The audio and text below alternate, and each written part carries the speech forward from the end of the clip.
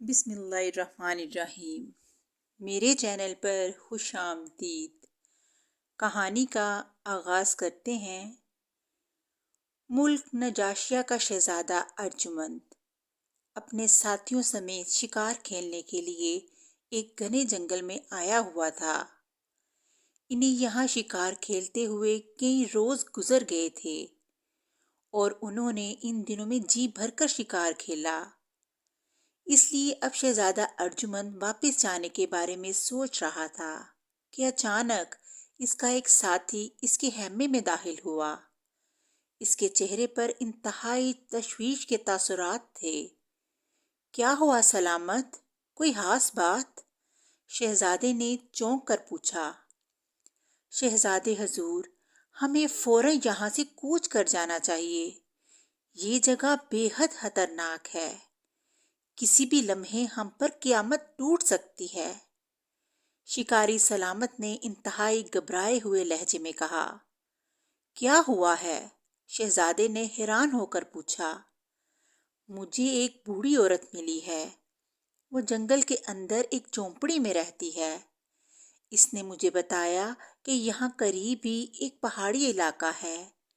وہاں ایک خوفناک دیو رہتا ہے جو انسانوں کو پکڑ کر زندہ کھا جاتا ہے۔ وہ آدم ہور دیو ہے اور وہ یقیناً کہیں باہر گیا ہوا ہے، ورنہ اب تک وہ ہم سب کو ہلاک کر کے کھا چکا ہوتا، اور وہ کسی بھی لمحے واپس آ سکتا ہے۔ اس لیے ہمیں فوراً یہاں سے کوچ کر جانا چاہیے۔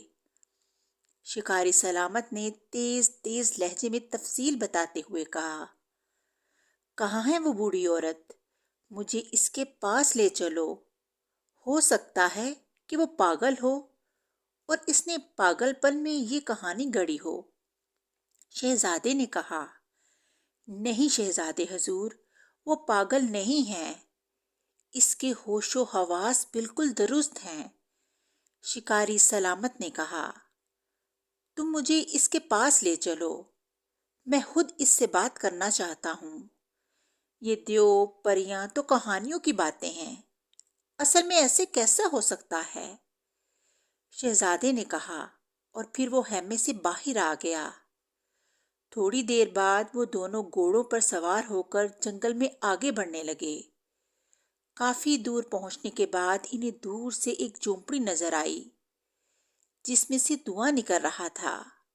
وہ دونوں گھوڑے جھونپڑی کے پاس جا کر رک گئے۔ وہ دونوں گھوڑے پر سے اتر رہے تھے کہ جھونپڑی کا دروازہ کھلا اور ایک بوڑھی عورت باہر آ گئی۔ شاید وہ گھوڑوں کی ٹاپوں کی آواز سن کر آئی تھی۔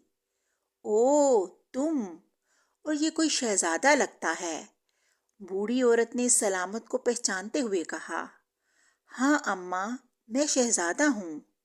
میرا نام ارجمند ہے اور یہ میرا شکاری سلامت ہے۔ ہم آپ سے ملنے آئے ہیں، شہزادے نے انتہائی نرم لہجے میں کہا۔ اچھا، اندر آ جاؤ، بوڑھی عورت نے کہا، اور پھر وہ واپس مڑ کر جھونپڑی کے اندر چلی گئی۔ شہزادہ اپنے ساتھی سلامت کے ساتھ جھونپڑی میں داخل ہو گیا۔ وہاں فرش پر گھاس بچھی ہوئی تھی۔ ایک طرف چولہا جل رہا تھا جس پر ایک ہانڈی رکھی ہوئی تھی۔ اس گھاس پر بیٹھ جاؤ، میں تو تمہاری اور کوئی خدمت نہیں کر سکتی، بوڑھی نے کہا۔ تو شہزادہ اطمینان سے گھاس پر بیٹھ گیا، البتہ سلامت مؤدبانہ انداز میں کھڑا رہا۔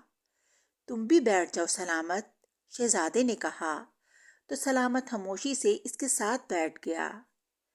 میں نے تمہارے آدمی کو کہا ہے کہ تم سب فوراً یہاں سے چلے جاؤ، ورنہ وہ آدم ہور دیو کسی بھی وقت واپس آ سکتا ہے اور پھر وہ تم میں سے ایک کو بھی زندہ نہیں چھوڑے گا، بوڑھی عورت نے کہا۔ لیکن بوڑھی اماں، کیا واقعی دیو ہوتے ہیں؟ شہزادے نے کہا۔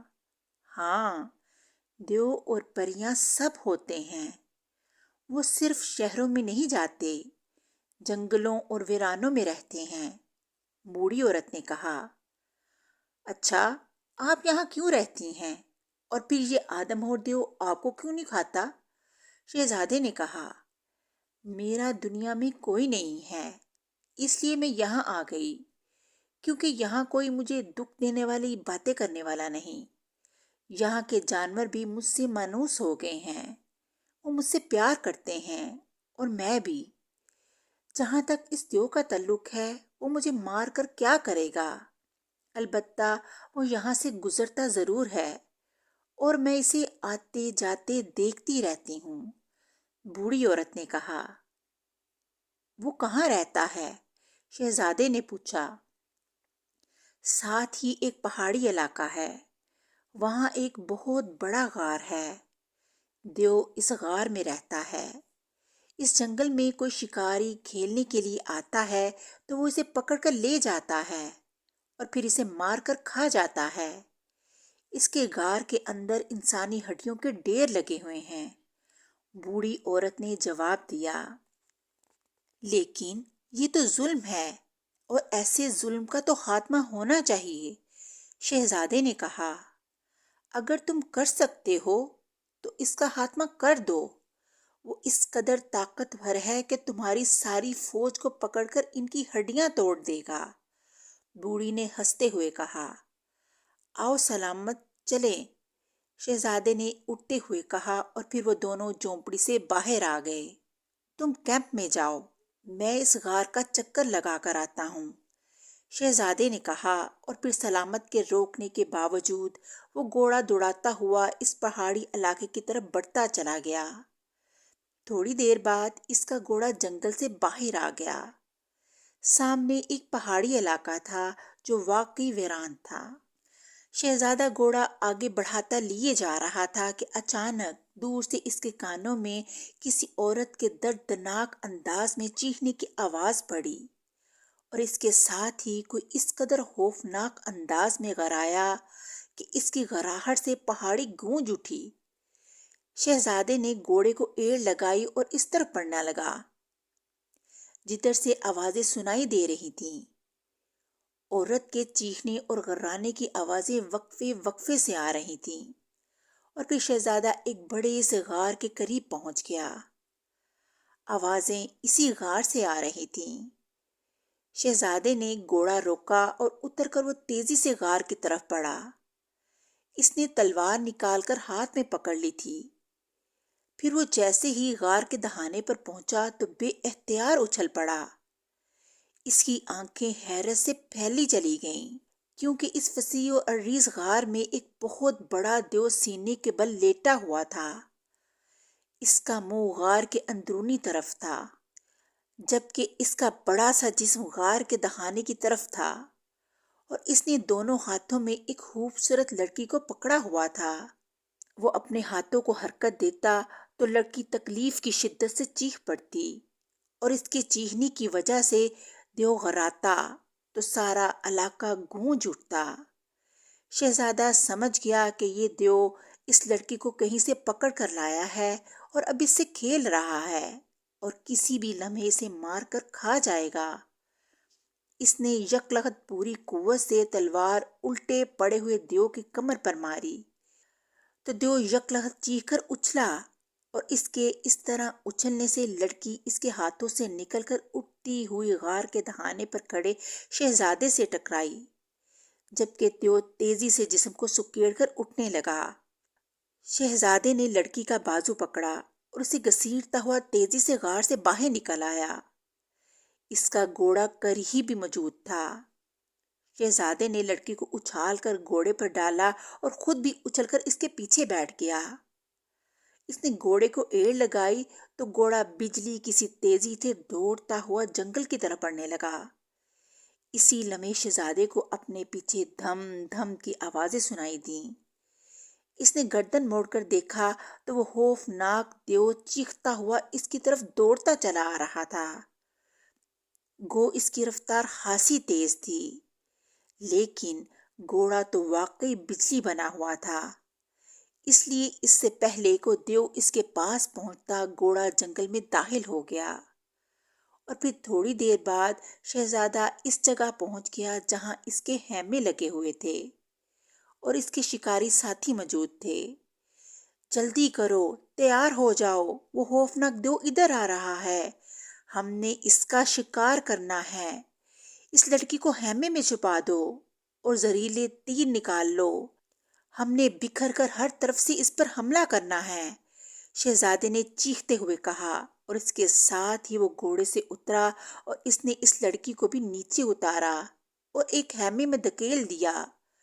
شہزادے کے ساتھی تیزی سے حرکت میں آ گئے، کیونکہ وہ سب شکاری تھے، اس لیے وہ سب تیزی سے ادھر ادھر پھیلتے چلے گئے، جبکہ شہزادہ تلوار سنبھالے سامنے کھڑا ہو گیا۔ تھوڑی دیر بعد خوفناک دیو کے چیخنے اور درختوں کے ٹوٹنے کے ساتھ ساتھ اس کے دم دم کرتے قدموں کی آواز سنائی دی، اور تھوڑی دیر بعد شہزادے کو دور سے خوفناک دیو غصے سے چیختا ہوا دکھائی دیا۔